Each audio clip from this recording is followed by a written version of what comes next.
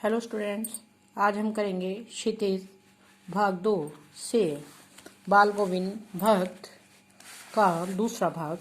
पहला भाग हम कर चुके हैं। देखिए, हम यहाँ तक कर चुके थे कि सुबह का समय था, भोर का समय था और उनका संगीत हमें पोखर तक ले गया। पूरब में लोही लगी थी जिसकी लालिमा को शुक्र तारा और बढ़ा रहा था। पूरब में लोही लगी थी मीन्स पूरब में सूर्य के निकलने के कारण सारा पूरब की ओर ये लाल लाल दिखाई दे रहा था। खेत बगीचा सब पर ख्वाजा छा रहा था। सब वातावरण अजीब रहस्य से आवृत ढका हुआ मालूम पड़ता था। आगे देखिए, उस रहस्यमय वातावरण में एक कुश की चटाई पर पूरब मुंह काली कमली ओढ़े बाल गोविंद भक्त अपनी खंजड़ी लिए बैठे थे। उसके मुंह से शब्दों का तांता लगा था। उनकी उंगलियां खंजड़ी पर लगातार चल रही थी। गाते गाते इतने मस्त हो जाते, इतने सरूर में गाते, उत्तेजित हो उठते कि मालूम होता कि अब खड़े ही हो जाएंगे। कमली तो बार बार सिर से नीचे सरक जाती। कमली मीन्स एक छोटा सा कंबल। मैं जाड़े में कम कपा रहा था, किंतु तारों की छाव में भी उनके मस्तक से श्रम बिंदु मीन्स परिश्रम, मेहनत करने के कारण पसीने की बूंदे, मस्तक के श्रम बिंदु जब तब चमक ही पड़ते। तो उनके गाने के कारण जो वो श्रम कर रहे थे, परिश्रम कर रहे थे, उसके कारण उन्हें तब भी पसीना आ रहा था और जबकि मैं जाड़े से कपकपा रहा था।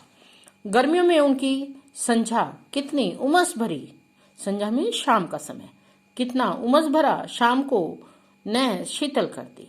गर्मियों में उनकी संझा कितनी उमस भरी शाम को न शीतल करती। अपने घर के आंगन में आसन जमा बैठते। गांव के उनके कुछ प्रेमी भी जुट जाते। खंजड़ियों और करतालों की भरमार हो जाती। अर्थात जो प्रेमी आते वो करताल मीन्स ताड़ी बजाते और खंजड़ी बजाते, जो एक वाद्य यंत्र होता है। एक पद बाल गोविंद भक्त कह जाते, उनके प्रेमी मंडली उसे दोहराती और तहराती कि उसकी प्रेमी मंडली उसको बार बार गाती, एक बार, दो बार, तीन बार। धीरे धीरे स्वर ऊंचा होने लगता, एक निश्चित ताल, एक निश्चित गति से। उस ताल स्वर के चढ़ाव के साथ श्रोताओं के मन भी ऊपर उठने लगते। धीरे धीरे मन तन पर हावी हो जाता। होते होते एक क्षण ऐसा आता कि बीच में खंजड़ी लिए बाल गोविंद भक्त नाच रहे हैं। उनके साथ ही सबके मन तन नृत्यशील हो उठते हैं। सारा आंगन नृत्य और संगीत से ओतप्रोत है। बाल गोविंद भक्त की संगीत साधना की चरम उत्कर्ष उस दिन देखा गया जिस दिन उनका बेटा मरा। इकलौता बेटा था वह, कुछ सुस्त और बोधा सा था, किंतु इसी कारण बाल गोविंद भक्त उसे और भी अधिक मानते कि वो थोड़ा कम दिमाग का था, सुस्त था, बोधा था, इसलिए बाल गोविंद भक्त उसे और भी अधिक प्यार करते थे। उनकी समझ में ऐसे आदमियों पर ही ज्यादा नजर रखनी चाहिए या प्यार करना चाहिए, क्योंकि ये निगरानी और मोहब्बत से ज्यादा हकदार होते हैं। बड़ी साध से उसकी शादी कराई थी। पुतोहू मीन्स बेटे की बहू बड़ी ही सुभग और सुशील मिली थी। घर की पूरी प्रबंधिका बनकर भगत को बहुत कुछ दुनियादारी से निवृत्त कर दिया था उसने। उनका बेटा बीमार है, इसकी खबर रखने की लोगों को कहाँ फुर्सत, किंतु मौत तो अपनी ओर सबका ध्यान खींच कर ही रहती है। हमने सुना बाल गोविंद भगत का बेटा मर गया। कौतूहलवश उनके घर गया, देखकर दंग रह गया। बेटे को आंगन में एक चटाई पर लिटाकर एक सफेद कपड़े से ढाक रखा है। वह कुछ फूल तो हमेशा ही रोपते रहते, उन फूलों में से कुछ तोड़कर उस पर बिखरा दिए हैं, फूल और तुलसी दल भी। सरहाने एक चिराग जला दिया, चिराग मीन्स दिया जलाकर रखा है और उसके सामने जमीन पर ही आसन जमाए गीत गाए चले जा रहे हैं। वही पुराना स्वर, वही पुरानी तल्लीनता। घर में पुतोहू रो रही है जिसे गांव की स्त्रियां चुप करने की कोशिश कर रही हैं, किंतु बाल गोविंद भक्त गाए जा रहे हैं। हाँ, गाते गाते कभी कभी पुतोहू के नजदीक भी जाते और उसे रोने के बदले उत्सव मनाने को कहते। क्या कहते कि आत्मा परमात्मा के पास चली गई, विरहिणी अपनी प्रेमी से जा मिली। उनका कहना है कि जो आत्मा है वो विरहिणी है और जो परमात्मा है वो उसके पति हैं, प्रेमी हैं। तो जो विरहिणी रूपी आत्मा है वो अपने प्रेमी रूपी पति से जाकर मिल गई है। भला इससे बढ़कर आनंद की कौन सी बात होगी। मैं कभी सोचता यह पागल तो नहीं हो गए, किंतु नहीं, वह तो जो कुछ कह रहे थे उसमें उनका विश्वास बोल रहा था, वह चरम विश्वास जो हमेशा ही मृत्यु पर विजयी होता आया है। बेटे के क्रियाक्रम में तूल नहीं किया, पुतोह से ही आग दिलाई उसकी, किंतु जो ही श्राद्ध की अवधि पूरी हो गई, पुतोह के भाई को बुलाकर उनके साथ कर दिया, यह आदेश देते हुए कि इसकी दूसरी शादी कर देना।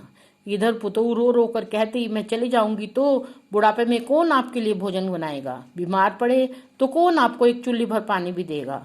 पर मैं पैर पड़ती हूँ, मुझे अपने चरणों से अलग नहीं कीजिए। लेकिन भगत का निर्णय अटल निर्णय था, तू जा, नहीं तो मैं ही इस घर को छोड़कर चल दूंगा। यही थी उनकी आखिरी दलील, और इस दलील के आगे बेचारी की क्या चलती। क्या जो बाल गोविंद भक्त थे वो पुरानी रूढ़ परंपराओं पर चलने वाले नहीं थे। उन्होंने अपने बेटे की जो अग्नि दिलाई, बेटे की शव को वो उसके बेटे की बहू से दिलाई, और अग्नि दिलाने के बाद, दाह संस्कार के बाद, सब क्रियाक्रम पूरा होने के बाद उसको कह दिया उसके भाई को कि इसकी दूसरी शादी कर देना। बाल गोविंद भक्त की मौत उन्हीं के अनुरूप हुई। वह हर वर्ष गंगा स्नान करने जाते, स्नान पर उतनी श्रद्धा नहीं रखते जितना संत समागम और लोक दर्शन पर। पैदल ही जाते। करीब 30 कोस पर गंगा थी। साधु को संबल लेने का क्या हक, संबल लेने का क्या हक, सहारा, संबल मीन्स सहारा लेने का क्या हक, और गृहस्थ किसी से भिक्षा क्यों मांगे। अतः घर से खाकर चलते तो फिर घर पर ही लौट कर खाते। रास्ते भर खंजड़ी बजाते गाते, जहाँ प्यास लगती पानी पी लेते। 4-5 दिन आने जाने में लगते, किंतु इस लंबे उपवास में भी वही मस्ती। अब बुढ़ापा आ गया था, किंतु टेक वही जवानी वाली। इस बार लौटे तो तबीयत कुछ सुस्त थी।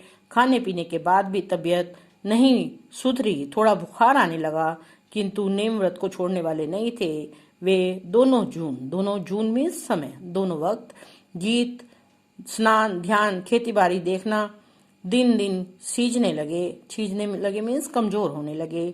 लोगों ने नहाने धोने से मना किया, आराम करने को कहा, किंतु हंसकर टाल देते रहे। उस दिन भी संध्या में गीत गाए, किंतु मालूम होता जैसे तागा टूट गया हो, माला का एक एक दाना बिखरा हुआ। भोर में लोगों ने गीत नहीं सुना, जाकर देखा तो बाल गोविंद भक्त नहीं रहे, सिर्फ उनका पंजर पड़ा है। तो ये अभी आपने बाल गोविंद भक्त जी के बारे में सुना। अब इसको आप दोबारा पढ़ेंगे ध्यान से और समझेंगे। Thank you, have a nice day.